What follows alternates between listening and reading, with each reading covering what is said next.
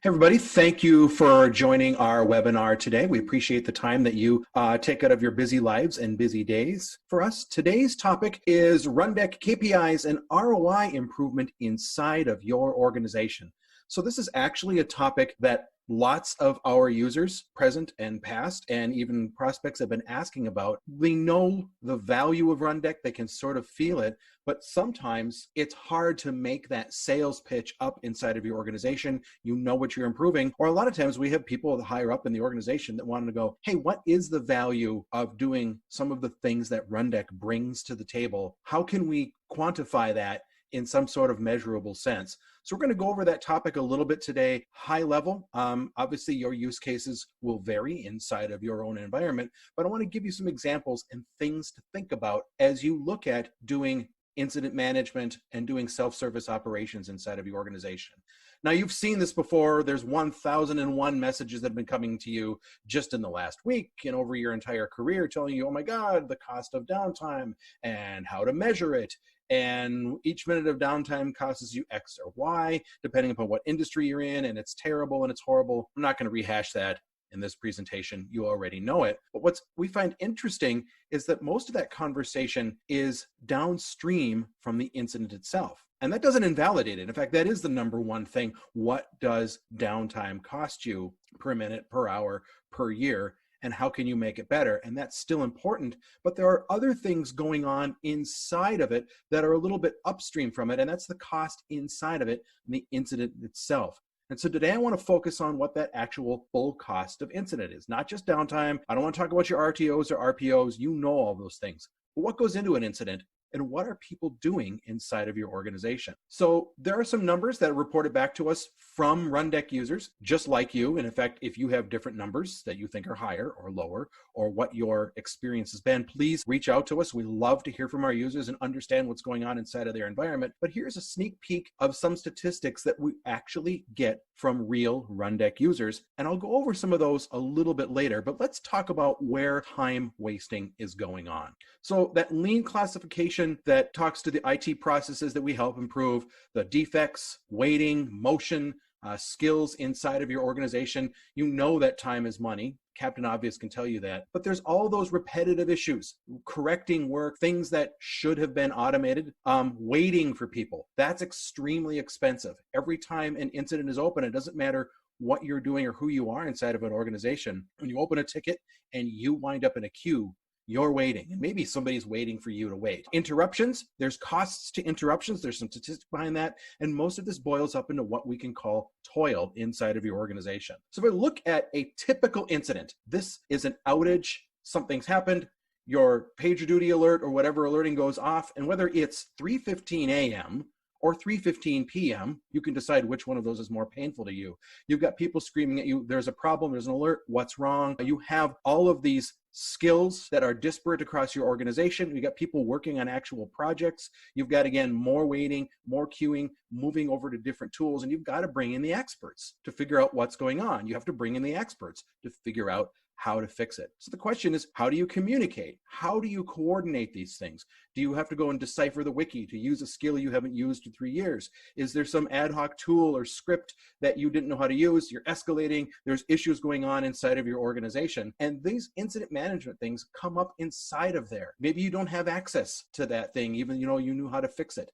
Maybe there's some service control that you don't have access to. Maybe some of those run books aren't actually automated. I should draw a line through automated. We've got a run book for this incident, but it's in that bottom file cabinet drawer that nobody's opened for the past several years. This all boils back to actually being toil in your organization. Like I said, people are money. And time is money, costing you remediation time and actual people time inside of the organization. So how do we address this? We think there are 3 major categories to addressing this. And obviously it's repair, your ability to get back to what was working beforehand. But before you can do that, while you're getting that Slack notification or emails or phone calls, hey, when's it going to be fixed? The thing you're doing at 3:15 a.m. or 3:15 p.m. is trying to figure out just what's gone wrong. So you've got those procedures that you roll out of bed or out across your office chair to do some diagnostics. You repair it, and then there's reporting. We think reporting is very important not just to say what happened inside of the organization, not to keep monitoring the current state, but when we put all of that remediation into a central place with an organized set of tools and runbooks, we can learn from that remediation procedure so we can get better at it in the future. So I'm going to go over some examples, a little bit of arithmetic on the screen. In my company, let's talk about 10 FTEs, and they're organized up against different applications inside of the organization. So I got 3 apps per FTE. I'm going to talk about maybe a 2-hour MTTR. So if I take those 2 hours times 10 FTEs, that's 200 hours per incident per app. But let's say we've got some time waste. And in this example, what we're doing is we're trying to take out that wasted time of changing context, of moving to different tools, of handing things off to people. So if I got a 20% waste of time, I get another 40 hours times a particular headcount. That's obvious. That's almost an entire headcount. But let's say there's 10 incidents per year per app in a medium-sized organization, which again, I think is really, really low. These are very conservative numbers. I've lost at least half a headcount inside of this organization just because I've got time waste inside of this organization. I'll pause for a moment and mention that these examples are coming from an ROI toolkit that's available to all of our ambassadors here at Rundeck. We'd be happy to go over some of those things. Feel free to reach out and contact us.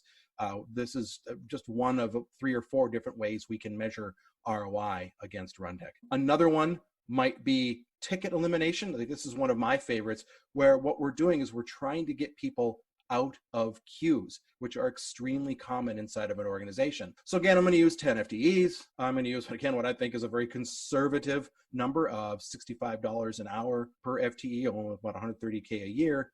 And we're going to estimate that people wait about 7 hours in a queue for an 8-hour MTTR. So if we use 5 tickets and we're talking about half an hour of lost engineer time context switching. Now, what I mean by context switching is there's plenty of evidence. There was even a study done by UC Irvine that says it takes at least 23 minutes for the average person, for the average interruption, to refocus and to get your head back in the game after an interruption. So here again, we're talking about waiting in a queue and trying to pull back from interruptions inside of your organization. So if I multiply that out, I'm going to wind up with 126 grand a year, and that's a mere 5 tickets per week. I don't know anybody who has that few tickets per week, but I'm going to lose. If I do that, that's something that puts me at 1 entire headcount of people in time wasted inside of an organization just at 5 tickets per week. What if you had 50 tickets a week? What if you had 100 tickets a week? You know what you have inside of your organization. At 100 tickets per week, again, those conservative estimates for time, that's $2.6 million worth of people not really doing anything, wasting time. But back to those numbers from earlier. Remember I gave you a preview from actual numbers we're getting from Rundeckers out there in the organization. What we're trying to do is resolve an issue as quickly and as effectively as possible. And so we've got automated and standard operating procedures. That takes all the guesswork out. It takes the inconsistency out, and it takes the slowness out of incident response. So we can do investigatory actions. We can do health checks and remediation actions without having to escalate to somebody else. But it's also important to automatically capture the record of actions taken for reviewing that incident, like I mentioned earlier. So mistakes, unintended consequences. We've got people out there, our customers, telling us they're able to eliminate 90% of the cost of repetitive and known problems by democratizing both skills and access inside of the organization. We're also being told by Rundeck users that they're being able to eliminate, and they're measuring this, 30% of outage time by running those incidents through Rundeck for incident response versus when it wasn't before. And these are numbers you can put right into your organization. They're telling us we're getting 60% of the total time cost to self-inflicted and prolonged incidents. So that's error correction, error avoidance inside of the organization. And more numbers saying that 15% of total labor efficiencies have come back into the organization, with work incidents being more efficient and being able to solve those things a little bit quicker. That all add up inside of the organization. And we've got a beautiful article about this on our website. So as you can see, to sort of wrap things up here, time is money, obviously, but these things are upstream from even that outage. You're wasting expensive engineering time. You're bringing toil inside of the organization, and that's toil in that classic Google SRE sense, where these are things that should have been automated, they should have been repeatable, and they're getting in the way of your engineers being able to make tomorrow better than today. So what should you do? Try to multiply that expertise inside of your organization. These three things on the left, I think, are places where you can really do it. What you want to do is encapsulate all of that knowledge as code inside of an organization that allows people to actually operate versus escalate. And whether you're moving horizontally in an engineering organization or you've got tier 1, tier 2 people who always escalate these same issues, maybe you can get some of that incident remediation, some of those fixes into Runbook so they can do it themselves. Which leads in a second point, you could connect all those people who are closest to the problem with that expertise without having to open up any sort of security controls, compliance, or again, interrupting your engineers. And then you can let your experts encapsulate their knowledge using their preferred methods and their preferred tools. So as we've always said in the DevOps community, let people use the tools and the procedures they think are best to make themselves most productive. So whether you're using Ansible or Terraform or Jenkins or Puppet or Chef,